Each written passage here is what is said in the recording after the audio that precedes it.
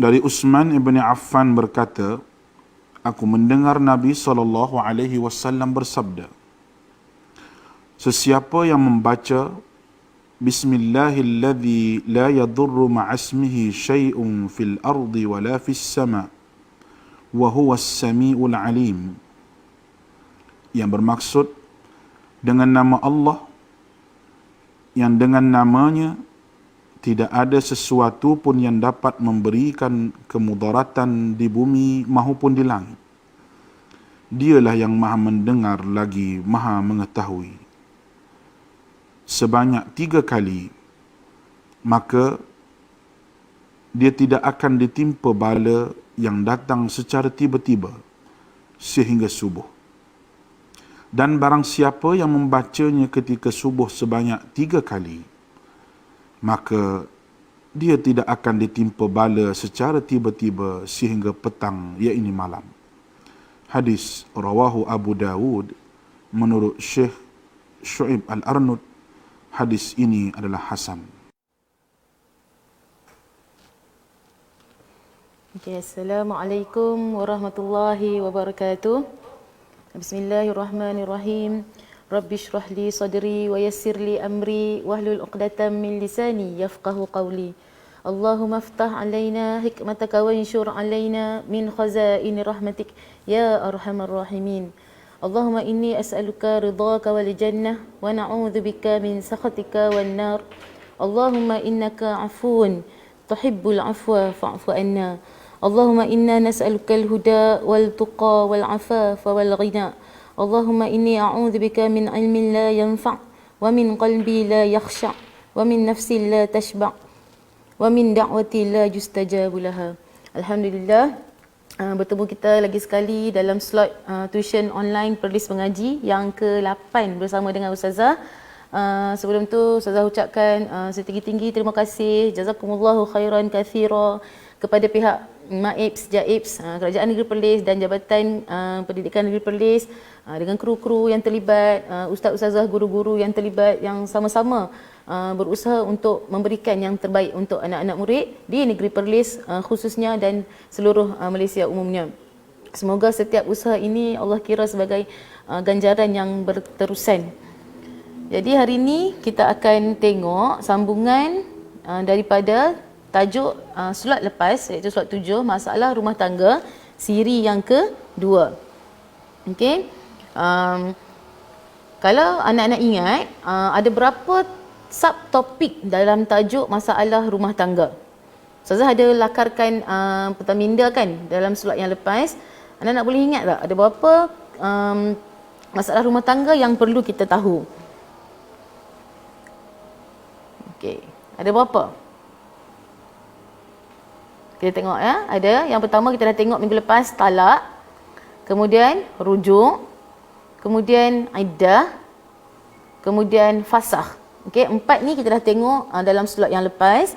Dan hari ni kita akan tengok khulu', nusyuz, zihar dan li'an. Okey, tapi ke-8 ni sebenarnya Ustazah dah sebutkan, dah bagi tahu dia punya definisi. Okey, cuma penjelasan lebih lanjut je belum. Jadi agak-agak ingat ke tidak? Okey, pagi-pagi ni pukul 11, dia duduk tidur lagi ke dah bangun anak-anak murid sekalian? Okey, siapa yang duduk melihat sekarang ni, kita akan recap balik sekejap lagi. Tapi macam biasalah, ini adalah link ataupun QR code untuk Padlet Ustazah punya nota.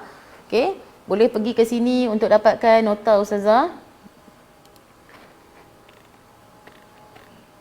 Majoriti nota telah diupload ke sini. Jadi untuk hari ni kita kena cari apa? Masalah rumah tangga. Jadi nak buka kat sini, boleh download nota ni dan boleh print lah untuk bantu anda untuk study.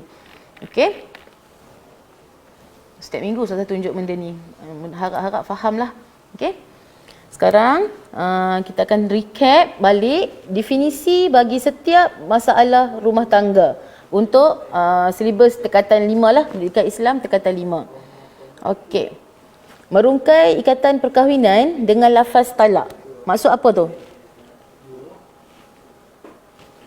Maksud talak lah kan? Sebab ada lafaz talak kat situ. Kemudian suami ambil kembali. Minggu lepas Ustaz kata kalau talak merungkai. Sekarang kalau suami ambil kembali isteri yang dicerai ke pangkuannya, maksud apa? Maksud bagi rujuk. Okey. Kemudian tempoh masa larangan berkahwin yang wajib dipatuhi oleh isteri setelah berpisah dengan suami adalah maksud bagi iddah. Okey, ingat tempoh masa, kita ingat iddah. Okey, yang seterusnya, pembatalan. Pembatalan ikatan perkahwinan disebabkan syarat-syarat yang tidak dipenuhi semasa akad ataupun ada masalah rumah tangga adalah maksud bagi fasakh. Okey, sebab itulah Ustazah kata kalau kita susun dalam kepala ikut turutan, insya-Allah kita tidak mengalami masalah yang beratlah untuk hafal definisi ya.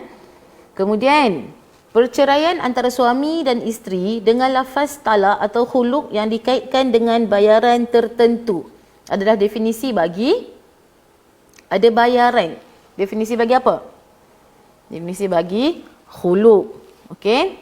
Kemudian, keengganan isteri menunaikan kewajipan terhadap suami tanpa alasan yang munasabah. Isteri enggan adalah definisi bagi nusyuz. Okey. Suami menyamakan isteri atau mana-mana anggota dengan ibunya atau mana-mana perempuan yang mahram baginya. Okey, suami samakan isteri. Zihar. Dan yang terakhir, sumpah suami yang disertakan dengan laknat Allah untuk menolak hukuman qazaf disebabkan tuduhan zina terhadap isteri atau menafikan nasab. Yang terakhir ni apa? Yang terakhir ni adalah li'an. Okay, so ni recap sedikit berkenaan dengan definisi ataupun maksud bagi setiap subtopik dalam masalah rumah tangga. Ada 8. Okay, kalau kita ulang-ulang selalu, kita tulis selalu, kita akan ingat insya-Allah. Okey, sekarang ni kita akan teruskan ke tajuk yang seterusnya iaitu khuluk. Okey, khuluk keadilan Islam terhadap wanita. Okey. Kita nak tengok, tadi kita dah tengok khuluk dari segi istilah kan. Dari segi bahasa maksud dia mencabut atau tanggal. Dari segi istilah, tadilah perceraian antara suami dan isteri dengan lafaz talak atau lafaz khuluk yang dikaitkan dengan bayaran. Okey, bayaran khuluk. Okey. Dan benda ni berlaku di mahkamah lah. Dan hukum khuluk adalah harus. Bila jadi harus? Bila isteri berasa tidak sesuai dengan suami dan bimbang berlaku derhaka. Okey. Kena ingat ni, harus khuluk ni apabila isteri berasa tak sesuai. Dia rasa macam, bila dah kahwin tu rasa macam tak boleh nak taat pada suami. Bimbang derhaka pada suami. Jadi harus dia untuk melakukan tuntutan khuluk. Kemudian khuluk juga, kan ingat tak Ustazah cerita tentang talak. Talak bain sughra, dia ada kes khas. Okey, kes khas tu adalah fasakh dan khuluk. Okey, hari tu kita dah tengok fasakh, sekarang kita tengok khuluk lah. Okey. Jadi bila seseorang isteri diceraikan dengan talak bain sughra, apa kesan dia? Kesan dia, suami tidak boleh rujuk dalam tempoh iddah dan suami boleh berkahwin dengan isteri semula dengan akad dan mahar yang baru. Okey, tak boleh rujuklah kiranya dalam tempoh iddah. Ini adalah khuluk. Okey. Kita tengok kenapa Islam syariatkan khuluk. Okey, hikmah disyariatkan khuluk. Yang pertama, penghormatan kepada isteri supaya boleh bertindak mengikut undang-undang syarak serta melepaskan diri daripada ikatan perkahwinan. Maksudnya bukannya kalau dah tak suka, rasa tak sesuai, main lari macam tu je.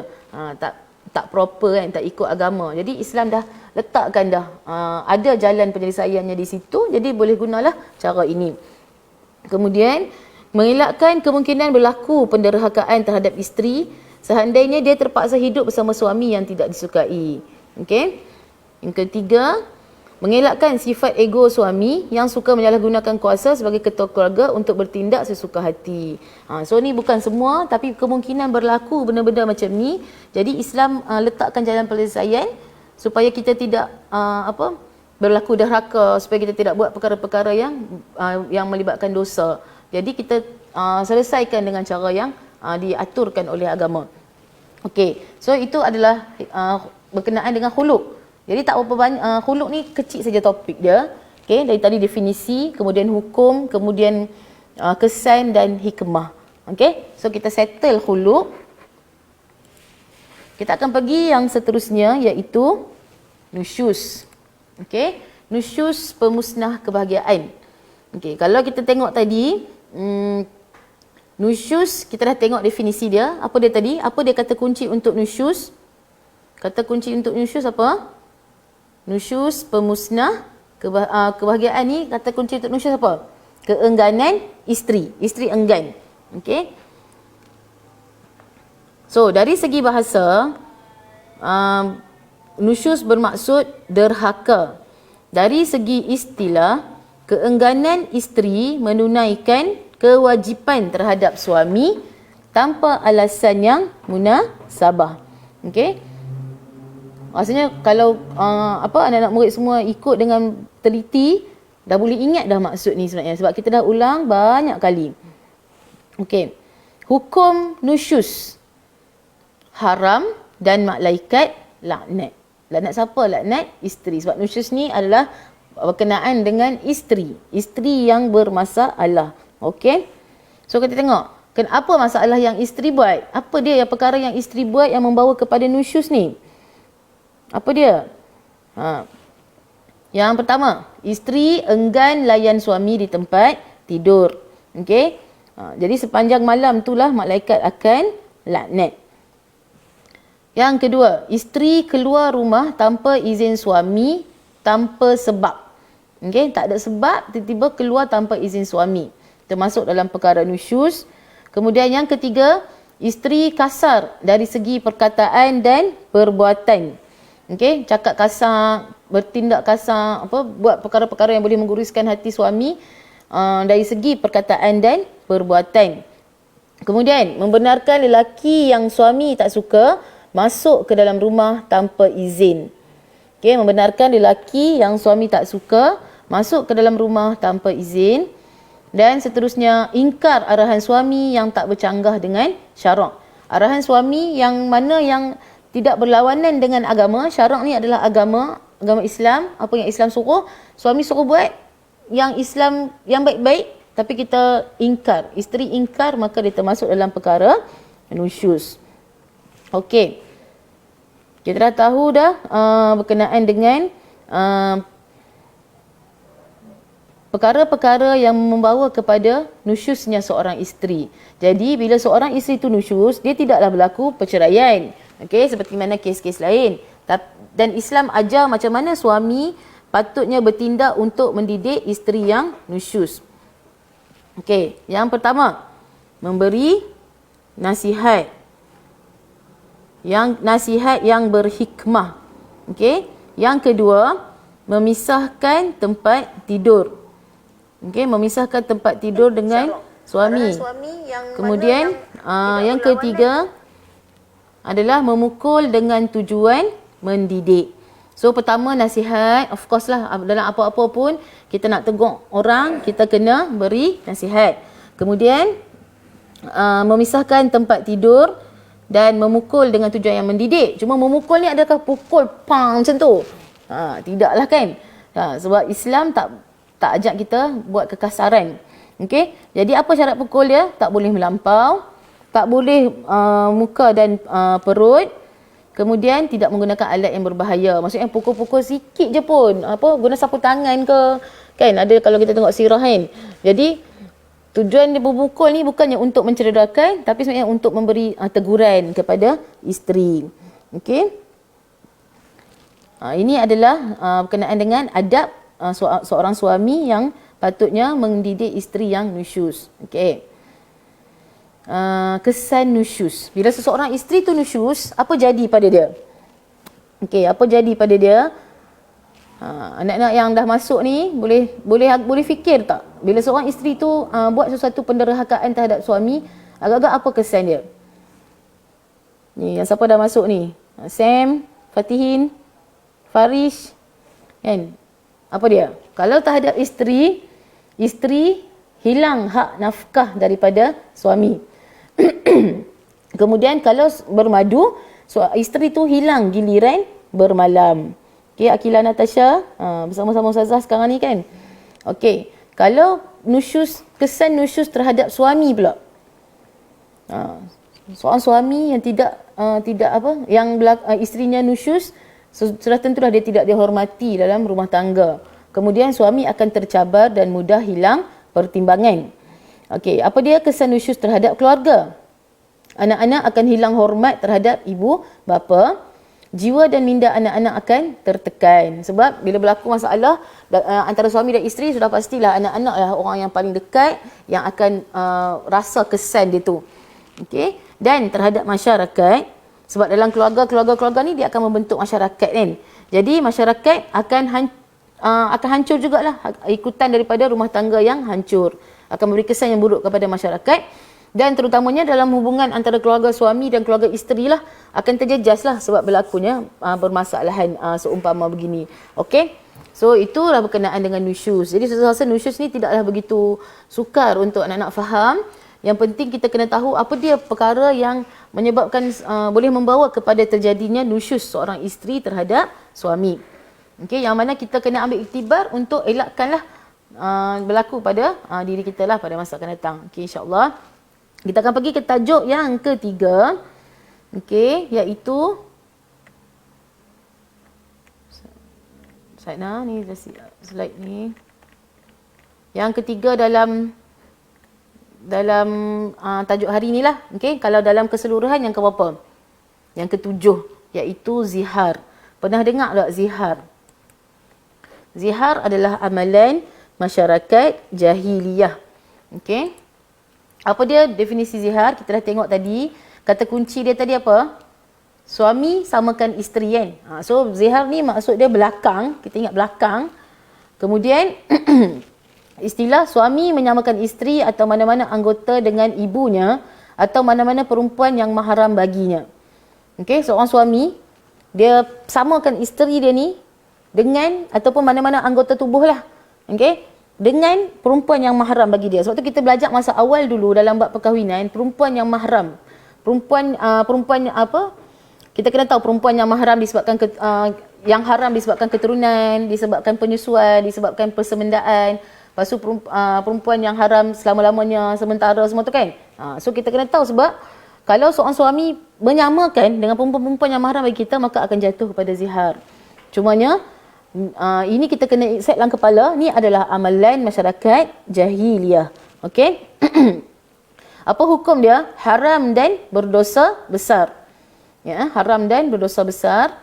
Okey, seterusnya hubungan dia tidak tercerai, tidak terputus hubungan, cuma hubungan intim antara suami dengan isteri menjadi haram sehingga suami bayar kafarah zihar. Maksudnya melakukan hubungan persetubuhan itu menjadi haram sehingga suami membayar kafarah zihar.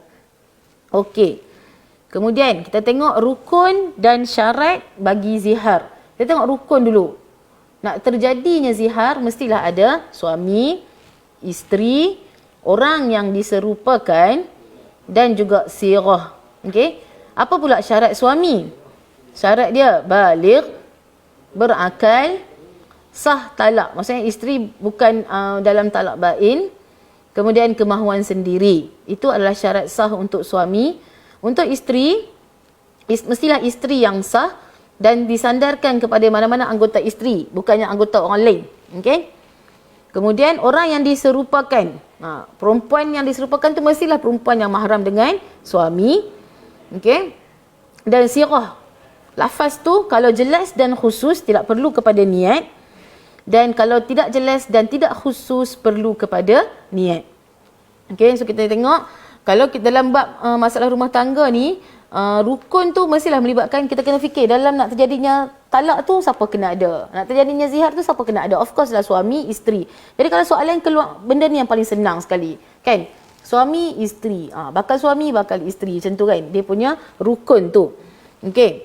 Kemudian, kafarah zihar. Tadi kan Ustazah kata, kalau berlakunya zihar, dia hubungan persetubuhan tu menjadi haram sehingga suami bayar kafarah zihar. So apa dia? Yang pertama, memerdekakan seorang hamba mukmin. Yang kedua, suami wajib puasa 2 bulan berturut-turut. Yang ketiga, suami beri makan 60 orang miskin dengan kadar secupak bagi setiap seorang. Okey, so kita boleh tengoklah kat sini. Kalau berlakunya zihar, yang first tu ada tak sekarang? Tidak ada kan?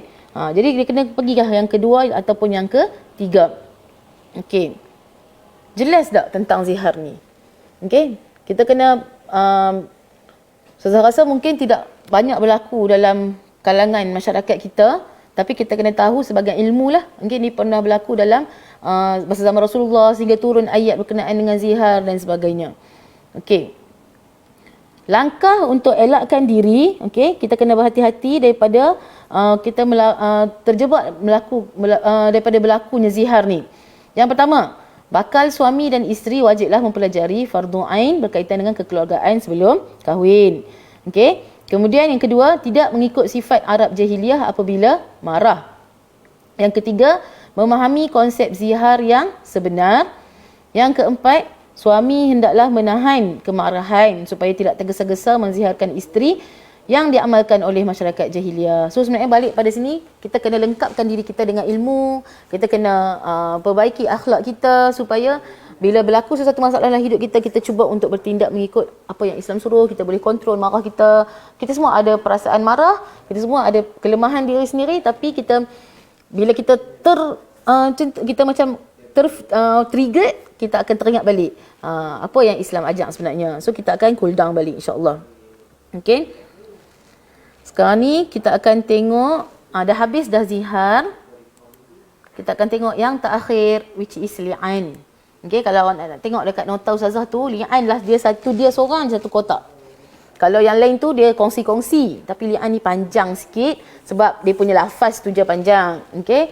Membela maruah suami dan isteri. Li'an membela maruah suami dan isteri. Okey, Mael, boleh, terima kasih sebab masuk, anak-anak yang menonton, sahabat-sahabat yang melihat. Okey. Mudah-mudahan bermanfaat lah perkongsian pada pagi ini. Okey, tengok li'an, bahasa. Dari segi bahasa maksud dia laknat. Dari segi istilah, sumpah suami yang disertakan dengan laknat Allah untuk menolak hukuman qazaf disebabkan tuduhan zina terhadap isteri atau menafikan nasab. Okey, sumpah suami yang disertakan dengan laknat Allah.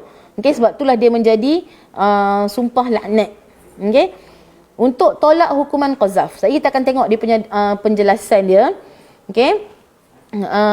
Untuk tolak hukuman qazaf disebabkan tuduhan zina terhadap isteri ataupun menafikan nasab. Okey, tengok sebab berlakunya li'an. Bila seseorang suami tuduh isteri dia berzina, tak bawa 4 orang saksi untuk membenarkan tuduhan dia. Okey? Jadi kalau tuduhan suami ni salah, ingat tak kita belajar dalam tingkatan 4 perkara membatalkan iman, qazaf. Okey, kalau salah, kalau seseorang melakukan qazaf, hukuman dia 80 kali sebatan. Jadi kalau suami salah tuduh, maka suami akan dikenakan hukuman qazaf. Jadi nak tolak hukuman qazaf ni lah, dia kena melakukan sumpah li'an. Okey? Kemudian tu Ustazah dah tulis kat situ kan. Kemudian isteri pula melakukan sumpah li'an untuk menolak tuduhan zina yang dikenakan terhadap dia. Okey, sebab kalau hukuman had zina apa? Had zina, kalau perempuan yang dah berkahwin, rejam sampai mati kan. Jadi itu adalah sumpah yang dilakukan untuk membela dirilah. Okey, so apa dia implikasi li'an ni? Li'an ni berat kan? Okey. Suami dan isteri terpisah. Tidak boleh berkahwin semula buat selama-lamanya. Okey, so dalam yang kita belajar dalam talak, ada rujuk, apa semua tu tidak boleh diguna pakai untuk kes li'an. Okey. Kemudian suami akan lepas daripada qazaf tadi 80 kali sebatan, dan isteri kalau tak tolak sumpah kena had zina. Had zina ni maksudnya hudud lah, yang rejam sampai mati tu. Okey. Kemudian anak yang dinafikan dalam sumpah li'an ternafi nasab daripada suami. Ternafi nasab ni maksudnya tak boleh nak dibentikan dengan suami lah, sebab suami dah tak mengaku anak tu anak dia. Kemudian isteri berhak tuntut nafkah anak jika suami tidak benarkan, tidak nafikan nasab. Dalam sumpah tu kita tengok, kalau suami tidak nafikan nasab, isteri masih boleh tuntut nafkah untuk anak itu. Okey, itu implikasi dia. So kita tengok li'an ni satu benda yang besar, satu benda yang berat, yang Allah buat untuk membela, tetapi kita tak boleh guna untuk perkara yang sewenang-wenangnya. Okey. Kita tengok apa dia rukun li'an. Apa macam tadilah, rukun mestilah apa yang perlu ada untuk terjadinya li'an. Suami, isteri, lafaz li'an dan sebab. Okey. Masih boleh ikut Ustazah? Dan kita dah tajuk yang terakhir dalam bab masalah rumah tangga ni. So kita nak tengok proses dia. Macam mana berlakunya proses li'an. Suami bersumpah di depan hakim. Aku bersaksi dengan nama Allah bahawa tuduhan zina terhadap isteriku adalah benar. Lafaz 4 kali. Aku bersaksi dengan nama Allah bahawa tuduhan zina terhadap isteriku adalah benar. Aku bersaksi dengan nama Allah bahawa tuduhan zina terhadap isteriku adalah benar. Ulang 4 kali. Jika suami itu nak menafikan keturunan, hendaklah tambah sumpah, sesungguhnya anak yang dilahirkan oleh isteriku itu bukan daripadaku. Okey, ini adalah sumpah penafian nasab. Okey, dia tidak mengaku anak itu anak dia. Okey, kemudian sumpah yang kelima, ini adalah laknatnya di sini. Sesungguhnya laknat Allah akan menimpa diriku jika aku berdusta dalam membuat tuduhan zina terhadap isteriku. Laknat Allah. Kita tak tahu, kalau nak tanya apa dia bentuk laknat Allah, Ustazah pun tak tahu. Tapi hanya Allah yang tahu macam mana cara Allah nak membalas terhadap orang yang berdusta atas nama Allah. Okey, kalau dia berdusta, Allah akan laknat terhadap suami yang melakukan sumpah li'an itu. Okey. Seterusnya, isteri pula bersumpah depan hakim. Aku bersaksi dengan nama Allah bahawa tuduhan zina yang dibuat oleh suamiku terhadap diriku adalah dusta. Okey, dia menolak tuduhan suami tu kan. Kemudian lafaz 4 kali berturut-turut. Aku bersaksi dengan nama Allah bahawa tuduhan zina yang dibuat oleh suamiku terhadap diriku adalah dusta. Okey. Kemudian ditambah dengan sumpah yang kelima, sesungguhnya kemurkaan Allah akan menimpa diriku jika tuduhan suamiku benar. Okey. So jangan buat mainlah benda ni sebab dia melibatkan kemurkaan Allah, melibatkan laknat Allah. So apa dia perkara sunat dalam li'an? Sebelum proses bermula, hakim disunatkan mengingatkanlah kepada pasangan tentang azab Allah pada hari akhirat dan apa yang bakal mereka hadapi jika mereka berdusta. Itu sunat dilakukan ya. Kemudian sunat juga untuk suami bangun semasa melafazkan li'an dan begitu juga isteri. Okey, dan sunat juga dilakukan di hadapan orang ramai. Okey, itu sunat bukannya wajib. Okey, so anda nak faham macam mana proses li'an ni berlaku, dia kena, kalau tak faham lagi boleh tanya, boleh rujuk. Okey, tapi sebenarnya kalau baca betul-betul, membayangkan betul-betul, insya-Allah anda akan faham flow dia lah untuk ilmu yang kita belajar dalam silibus Pendidikan Islam ni. Okey, kenapa Islam syariatkan li'an? Muhaimin, tahu tak kenapa Islam syariatkan li'an? Yang pertama, suami dapat cari jalan penyelesaian secara adil dan diridai Allah. Okey, yang kedua, isteri dapat menjaga maruah daripada tercemar dengan melakukan sumpah li'an di hadapan orang ramai. Okey, untuk bela maruah diri dia kan. Kemudian suami dapat mempertahankan kesucian nasabnya daripada dicemari oleh isteri yang melakukan perbuatan zina. So ni antara sebab kenapa Islam membenarkan li'an ini berlaku. Okey, so kita selesai dah semua 8 tajuk berkenaan dengan masalah rumah tangga. Okey, so agak-agak clear tak apa yang telah yang telah Ustazah terangkan ni? Okey, kita nak recap balik. Kalau anak-anak ingat minggu lepas, bukan minggu lepas, slot yang lepas Ustazah ada terangkan berkenaan dengan tempoh iddah. Masih ingat ke tempoh iddah? Masih ingat tak tempoh iddah? Ingat tak macam mana nak tulis tempoh iddah? Kotak dia macam mana? Kita ulang kaji sikit. Okey. Tempoh iddah. Kita ingat hamil. Oh sorry. Kita kena buat kotak dulu. Ingat tak kena buat 2 kotak.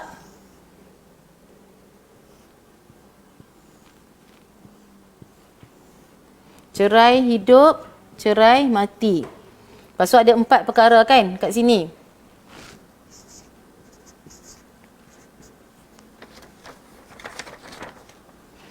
Empat perkara. Yang pertama, hamil, tak hamil, suci daripada haid, okey? Putus haid. Maksudnya tak ada haid lah. Putus haid dan tidak setubuh.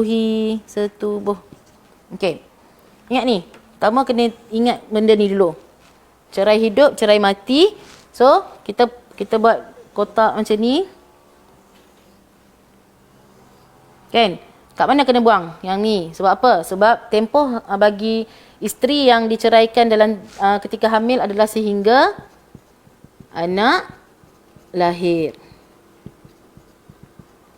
Okey, lepas tu sini pun kita buang. Sebab apa? Sebab cerai mati semua tempohnya sama, iaitu berapa? 4 bulan 10 hari. Okey, lepas tu yang ni kita ingat 3 kali suci, 3 bulan tak ada iddah. Okey, susah saja je ulang sebab benda-benda fakta macam ni kita kena ulang-ulang selalu. Okey. So, sekarang ni kita ada masa lagi sikit, kita nak recap balik lagi sekali. Okey, sebab kalau berdasarkan pengalaman ustazah duk menanda kertas SPM kertas 1, anak-anak akan kebanyakannya bermasalah pada definisi, pada maksud. Okey? So, jadi sebab tu ustazah banyak kali sangat ulang tentang maksud ni supaya anak-anak lebih ingat. So, kita tengok balik dengan pantasnya, masalah rumah tangga ada berapa? Ada 8 kan? 1, 2, 3, 4, 5, 6, 7, 8. Okey.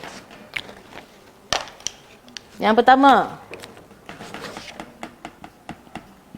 talak, rujuk, iddah, fasakh,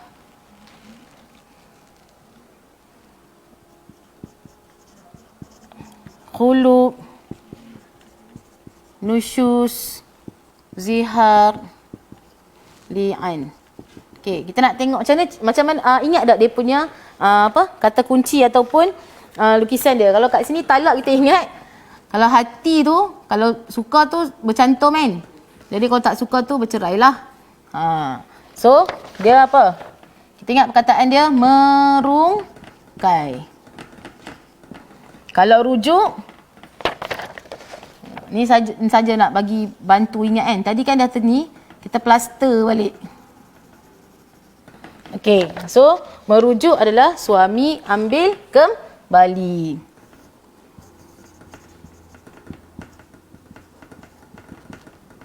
Ambil balik isteri dia, hak diceraikan tu. Kemudian iddah kita ingat jam, tempoh, masa. Okey?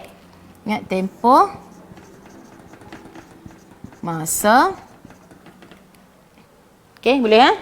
Kemudian fasakh, ustazah tak reti nak lukis batal, anda nak fikir sendiri. So, kita ingat fasakh ni kata kunci dia batal, perkahwinan yang batal sebab syarat-syarat yang tidak dipenuhi semasa akad. Okey, khuluk apa dia? Khuluk kita ingat duit, duit raya, duit So, maksudnya kata kunci dia adalah perceraian dengan bayaran. Kemudian nusyus. Tadi ustazah cerita nusyus, isteri apa? Isteri enggan. Kita ingat perkataan enggan. Isteri enggan. Kemudian zihar, kalau nak pandai lukis, boleh lukis belakang yang menunjukkan kita faham.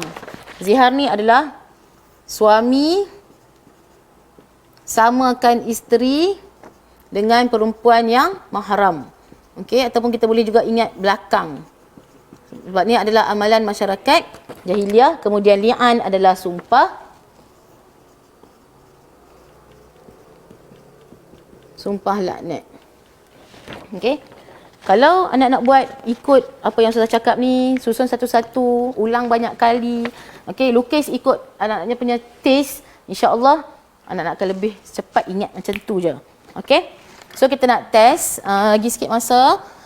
Ada beberapa saja soalan saya buat. Okey. So boleh cuba jawab. Okey, yang pertama. Pilih langkah-langkah yang mesti dilakukan oleh suami mengikut ketentuan syarak dalam mendidik isteri yang nusyus. Okey. 1. Memberi nasihat yang hikmah. 2.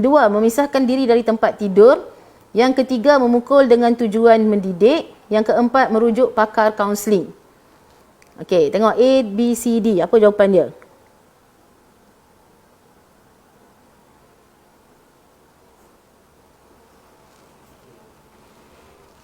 Jawapan dia A, 1, 2 dan 3. Tadi kan ada dalam adab mendidik isteri yang nusyus, beri nasihat, pisahkan tempat tidur, memukul dengan tujuan mendidik. Okey. Kalau nak faham tadi yang Ustazah cerita, insya-Allah jawapan yang diteka ni insya-Allah akan tepat. Tapi kalau salah, kita kena ulang kaji lagi. It's okay. Okey. Perceraian antara suami dengan isteri dengan bayaran tertentu ialah pengertian. Nampak tak kata kunci? Sebab tu kena ingat kata kunci. Pengertian bagi A. Li'an, B. Talak, C. Khuluk, D. Zihar. Ni Nur Asikin jawab C. Khuluk. Betul tak? Okey, betul. Sebab bayaran khuluk. Okey, yang ketiga. Tempoh masa larangan berkahwin yang wajib dipatuhi oleh isteri selepas berpisah dengan suami. Tengok masa. Masa dekat mana? Ustazah lukis jam tadi kan? So, pernyataan di atas merujuk kepada pengertian. A. Iddah, B. Rujuk, C. Fasakh, D. Khuluk. Apa jawapan dia? Tempoh masa larangan berkahwin. Mestilah iddah. Okey? Kemudian, 4. X. Hilang hak giliran bermalam. Hilang hak nafkah zahir daripada suami. X dalam rajah di atas merujuk kepada akibat. A. Zihar, B. Fasakh, C. Nusyus, D. Khuluk. Okey, nusyus lah. Tadi kan ada dalam kesan nusyus terhadap isteri. Kalau dia bermadu, kalau dia nusyus, dia hilang hak giliran bermalam dan hilang hak nafkah zahir. Okey, yang kelima. Terdapat beberapa. Sebab kosong ni soalan sifat kosong. Bahagian A. Beberapa apa talak. Antaranya ialah memberi peluang kepada pasangan yang tidak persefahaman untuk berpisah bagi memulakan kehidupan baru. Okey, ini sifat kosong. Kadang-kadang jawapan dia terbuka, kadang-kadang jawapan dia tertutup. Okey, agak-agak apa? Jawapan dia hikmah. Okey, terdapat beberapa hikmah talak. Antaranya memberi peluang kepada pasangan untuk memulakan kehidupan baru. Okey, soalan yang ke-6. Suami yang melakukan zihar mendapat kemurkaan Allah dan apa membayar kafarah? Membayar kifarah.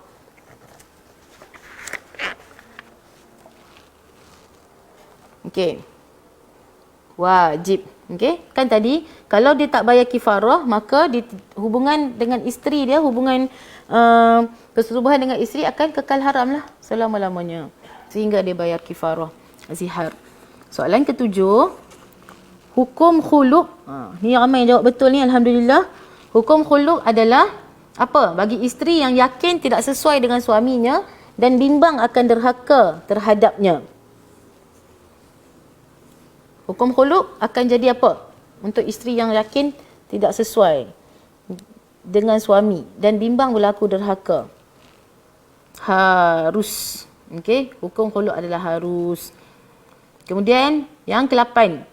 Syanizah mengeluarkan kata-kata kesat terhadap suami. Pernyataan di atas merujuk kepada perbuatan. Oh, senang ni. Perbuatan apa ni? Kata-kata kesat terhadap suami. Termasuk dalam apa? Dalam nusyus. Okey? So, selesailah kita melihat sedikit sebanyak soalan-soalan SPM yang lepas. Mudah sebenarnya kalau kita maklumat berada dalam kepala kita, tersusun dengan cantik dan baik. Bila kita tengok soalan, kita akan rasa soalan tu mudah. Tapi kalau kita rasa susah, kita rujuk balik. Okey? Dan kalau kita rasa tak jumpa jalan nak faham, kita rujuk pada ustazah ataupun siapa-siapa kawan-kawan kita yang boleh memahamkan kita. Jangan duduk rumah diam-diam, biar je masalah tu berlaku. Macam tu Kita tak mau simpan masalah yang terlampau banyak, berimpun sampai nanti bila kita nak dah buka sekolah, lepas tu kita nak periksa, banyak sangat benda nak handle, kita dah tak boleh nak handle. Okey? So, saya rasa setakat itulah untuk slot kali ini, slot masalah rumah tangga. InsyaAllah kita akan berjumpa lagi dalam slot yang ke-9. Harap-harap nak tak bosan lah, sebab kita sekarang ni menuntut ilmu kan, kongsi-kongsi, sharing-sharing. Okey? Slot yang ke-9 dan lepas raya. InsyaAllah. So, pesanan Ustazah untuk hari ini, marilah sama-sama kita memburu Lailatul Qadar. Mudah-mudahan kita mendapat barakah daripada Lailatul Qadar tu. Jadi kalau kita tak ada ilmu, kita kena tambah ilmu. Sebab kalau kita tak ada ilmu tentang Lailatul Qadar, tak ada ilmu tentang apa amalan yang patut kita buat, macam mana kita nak buat? Kita akan biarkan, kita akan rasa macam tak ada apa pun. Okay? So kita kena berusaha untuk tambah ilmu dan baiki akhlak. Sebab akhlak yang buruk akan membatalkan amal kita, amal kebaikan kita yang kita buat. Jadi marilah kita sama-sama mencari bekalan untuk kita balik jumpa Allah, dan sebaik-baik bekalan adalah takwa. Okey, mari kita sama-sama banyak baca Quran, sebab Al-Quran inilah yang akan membela kita dan akan menjadi hujah kita di akhirat nanti. Okey, semoga, terima kasih, jazakumullahu khairan katsira kepada semua yang menontonlah, terutamanya yang menyokong kuat dari belakang, umi abah, adik-adik, ahli keluarga sekalian, sahabat-sahabat anda, anak-anak murid, ex anak murid yang dikasihi sekalian. Okey, mari kita manfaatkan bulan Ramadan yang berbaki beberapa hari sahaja lagi ni. Semoga amal kita diterima oleh Allah Subhanahu Wa Taala. Jadi sebab kita dah tak jumpa sampai raya, Ustazah mengambil kesempatan untuk mengucapkan salam Aidilfitri in advance kepada semua yang menonton. Mudah-mudahan Aidilfitri dalam suasana baru PKPB yang kita kat rumah akan memberi kita ada hikmah dan memberi kita explore benda baru yang kita tak pernah explore mungkin sebelum ni. Okey, insya-Allah. Ustazah minta maaf salah dan silap. Ya betul, jangan lara dengan game 10 malam tak akhir ni, sangat rugi. Okey, kemudian Ustazah minta maaf salah dan silap. Yang baik itu daripada Allah, kelemahan itu daripada Ustazah sendiri. Sama-sama kita baiki dan tingkatkan diri kita. Wabillahi taufiq wal hidayah. Wassalamualaikum warahmatullahi wabarakatuh.